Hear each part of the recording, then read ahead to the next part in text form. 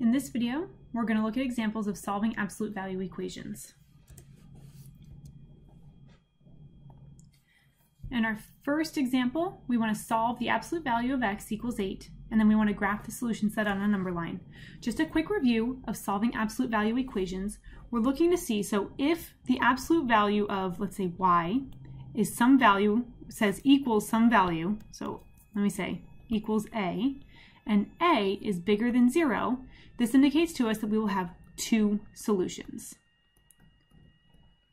If the absolute value of y is equal to b, and b is less than 0, well, this is saying we're going to take the absolute value of a number and it's going to equal something negative. That's impossible, so that would be no solution. And lastly, if we just have the absolute value of y is equal to 0 itself, then we would have one solution, and that's when whatever's inside the absolute value bars is equal to 0. So it'd be one solution. So here, and when we do this over here, we need to make sure that the absolute value is completely isolated on one side. So you might need to use inverse operations to make that happen before you determine whether there's two solutions, no solution, or one solution. Here we have the absolute value of x, so it's already by itself, is equal to 8. This means that x, so what's inside the absolute value, could either equal 8, or what's inside the absolute value could equal negative 8. Since what was inside the absolute value was just a single variable, we're done.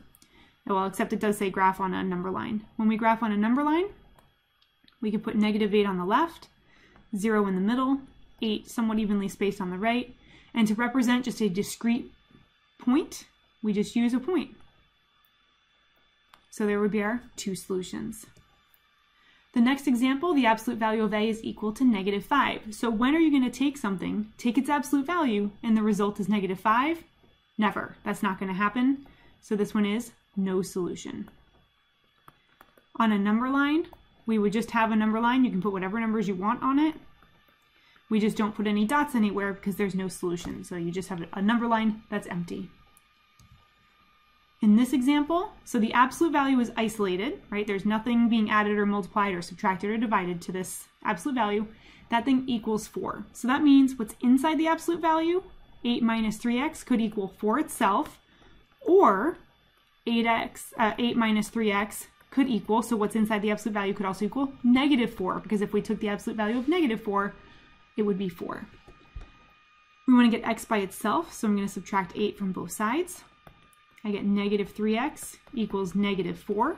To get x by itself, I would divide both sides by negative 3.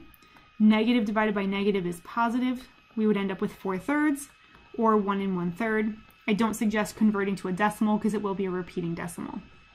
Over here on this equation, we're going to subtract 8 from both sides. We get negative 3x equals negative 12.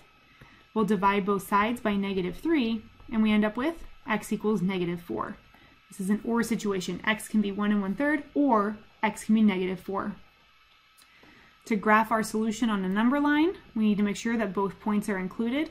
We don't need to actually physically see that negative 1 1/3 or positive 1 1/3. We're going to just approximate where it is based on our reasoning. Whoops, it looks like my number line needs to be a little longer. 2, 3. Okay, so x equals negative 4. That would be a point right here over negative 4. And then 1 1/3, that's in between 1 and 2, a little bit closer to 1. And that would be the graph of the two solutions.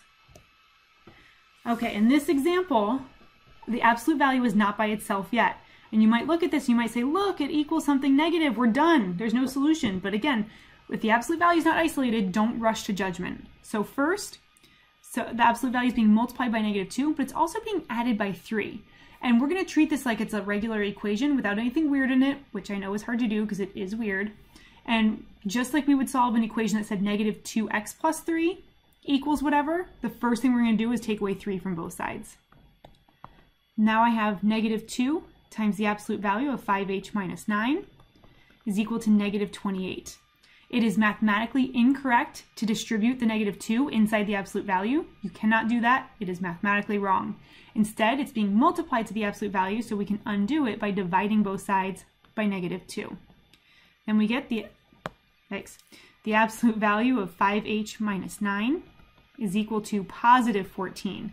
So now the absolute value is isolated, and it equals something positive that indicates there will be two solutions.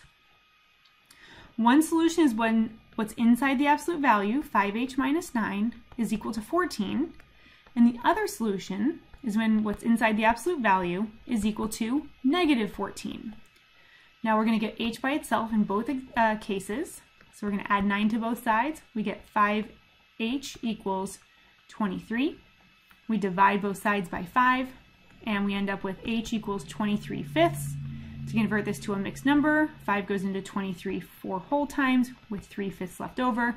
This one, if your heart desires, you can convert to a decimal because it is a terminating decimal. It would be 4.6. The other case, we add 9 to both sides. We get 5h equals negative 5. Divide both sides by 5, and we get h equals negative 1. So again, you want to make sure when you're setting up your two cases, you set them up based on when the absolute value is by itself. If you set it up here, it's going to give you an incorrect answer. So once the absolute value is by itself, that allows you to set up the two cases. Now we're not done yet. We still need to graph on a number line. Negative 2, negative 1, 0, 1, 2, 3, 4, and 5. So h equals negative 1 is over here. And 4.6, that's in between 4 and 5, ever so slightly closer to 5. This example is a little bit different because this time we have an absolute value on either side. Now we do have positive absolute value equals positive absolute value, so we should have at least one solution. Let's look at how we set this up. So there's actually 4 cases to consider. There's the case where what's inside this absolute value is positive, and inside this absolute value is positive. So that would be case 1. I'm going to say C1, case 1. Or what's inside this absolute value we could negate, and we could have this one positive, right? Because if this is negative 4 and this is positive 4, when you take the absolute value of them, they're both 4. So case 2 is when we have the first one negative and the second one positive. Case 3, this one's positive and this one's negative. And case 4 is if they're both negative, right? Because if they're both negative, you take the absolute value, they both end up being the same positive value. So we don't actually have to look at all 4 cases because a positive equaling a positive is actually the same as a negative equaling a negative. So we only have to look at one of either case 1 or case 4. Keeping everything as it is going to be easier, so we're going to consider case 1. So case 1 is just when you take what's inside the absolute values and set them equal to each other. So that would be 7x minus 2 equals 4x plus 9. And then cases 2 and 3 are actually the same because if you have one negative and one positive, well, that's the same as having one positive and one negative if we think about multiplication. So we only need to look at either case 2 or case 3. For no reason at all, I generally do case 3 versus case 2, but it does not matter. They would provide the same answer either way. So I'm going to call it case 2 even though I'm looking at case 3 where I keep the first one exactly as I see it, and then I negate what's inside the second absolute value. So that'd be 4x plus 9. Now we're going to solve each of the 2 cases that we have, and those will be our 2 solutions. So first I'm going to subtract 4x and add 2 to both sides. Subtract 4x and add 2 to both sides. I get 3x equals 11. I divide both sides by 3, and I get x equals 11/3, or I can convert that to a mixed number. 3 goes into 11 3 whole times with 2/3 left over. I do not suggest converting that to a decimal because it's a repeating decimal. In case 2, the first thing I need to do is distribute that negative sign. So we would have 7x minus 2 equals negative 4x minus 9.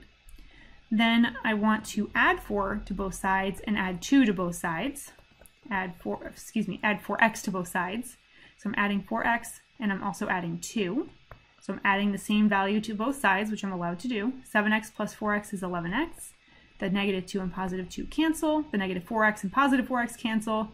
Negative 9 plus 2 is negative 7. I'm going to divide both sides by 11. And I end up with x equals negative 7 over 11. So I do have my 2 solutions, and I need to graph them on a number line. So negative 7/11, that lies in between negative 1 and 0. And 3 2/3 lies in between 3 and 4. So here's my number line. I'm going to do the best I can. Negative 7/11, it's almost halfway, but it's going to be a little bit closer to negative 1.